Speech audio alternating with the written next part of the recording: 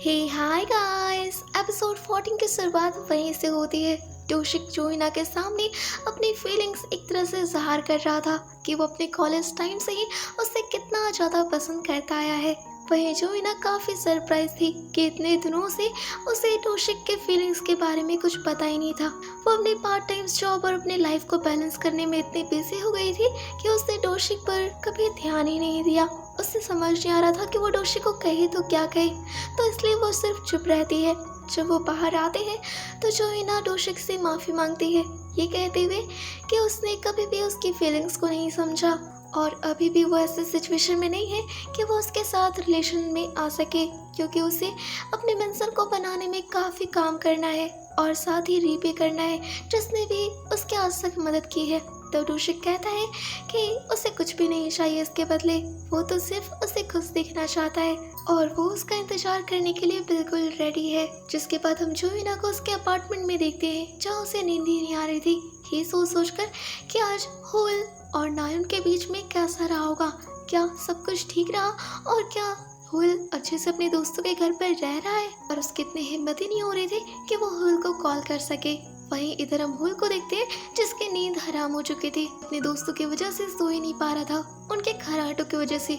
तो वो ताजी हवा खाने बाहर आ जाता है और उसी समय उसे जोइना का मैसेज मिलता है कि वो क्या कर रहा है।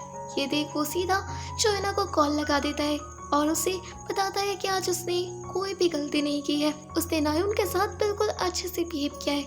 ये सुन जोइना कहती है कि ये तो बहुत ही अच्छी बात है और यहाँ ये दोनों आज की सारी बातें एक दूसरे को बताने लगते हैं। अब अगली सुबह जोइना मंजिल पहुंचती है जहाँ पर हुल पहले से ही आ चुका था और ठीक उसी समय वहाँ एक गाड़ी आकर रुकती है। इसमें वही पेंटिंग आई थी जो कि पिछले दिन उसने नायुन के साथ पसंद की थी।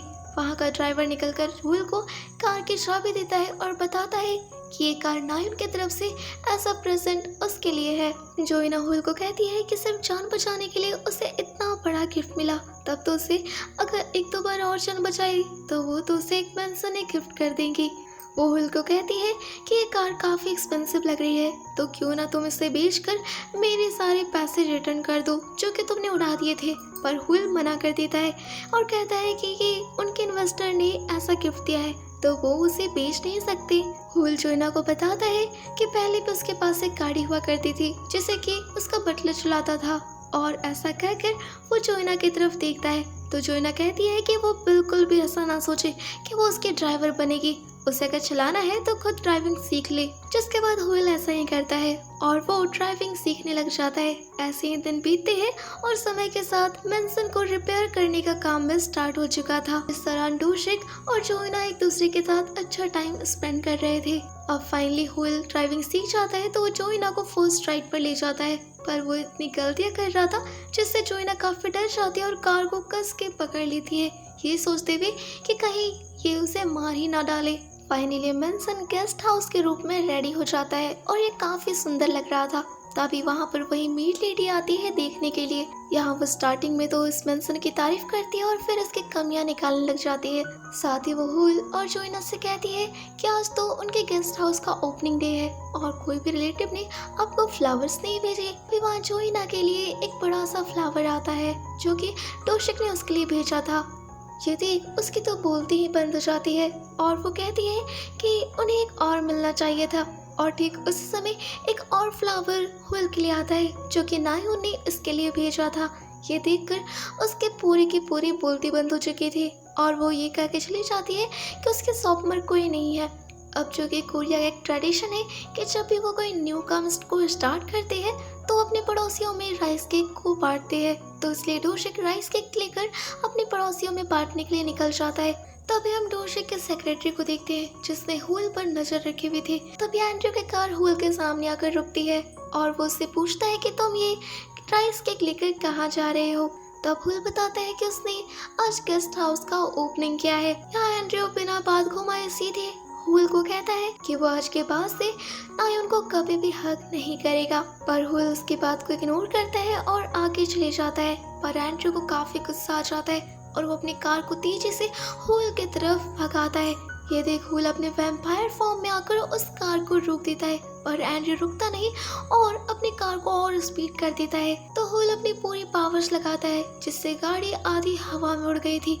पर एंड्रयू पास नहीं आता और वो हुल पर हंसने लग जाता है क्योंकि हुल के पावर सब कम हो चुके थे और वहाँ से चला जाता है। ये सब कुछ होता टोशिक का असिस्टेंट देख लेता है और साथ ही ये सारा सीन उसके कैमरे में भी कैद हो गया था। वही इधर मेंशन में फर्स्ट कस्टमर आती है और वो एक रूम बुक करती है। साथ ही वो जोइना से कहती है क्या ये मेंशन सच में सिक्योर तो है ना, क्योंकि वो यहाँ पर काफ़ी दिनों तक रहने वाली है। वो लड़की अपने कमरे में जाकर कर्टन्स को बंद कर देती है जिससे ये काफ़ी सस्पिशियस सा लग रहा था कि कहीं ये टोशिक के पास उसका असिस्टेंट आता है और बताता है कि उसे हुल के बारे में एक बहुत बड़ी सच्चाई का पता चला है और वो फुटेज उसे भेज देगा। जिसके बाद रात में टोशिक उसे फुटेज को देखता है जिससे वो समझ जाता है कि हुल कोई आम इंसान नहीं है और उसे वो बात याद आती है जब उसने पहली बार हुल को हाथ में लाया था। उसके हाथ काफ़ी ठंडे थे जिससे वो पूरा कंफर्म हो जाता है कि हुल कोई इंसान नहीं बल्कि एक वैम्पायर है। अब इधर हुल थक हार कर मेंशन में आ जाता है। तभी मिस्टर को रुककर उसे बधाई देते हैं उसके गेस्ट हाउस के ओपनिंग के लिए। पर जैसे ही वो हुल से हाथ मिलाते हैं तो वो काफ़ी शॉक्ड रह जाते हैं और उसके हाथ को रीड करने की कोशिश करते हैं। जिसके बाद वो हुल को बताते हैं कि वो बहुत ही डेंजर में है। अगर उसने ब्लड मून होने से पहले जोइना का ब्लड नहीं पिया तो वो डिसअपियर हो जाएगा, यानी कि वो मर जाएगा। ये बात सुनकर हुल काफ़ी शॉक्ड हो जाता है कि क्या वो सच में मरने वाला है। और यहीं पर यह एपिसोड खत्म हो जाता है। तो गाइस आई होप कि आपने इस एपिसोड को एंजॉय किया होगा। तो वीडियो को लाइक और चैनल को सब्सक्राइब कर लीजिएगा। Bye bye.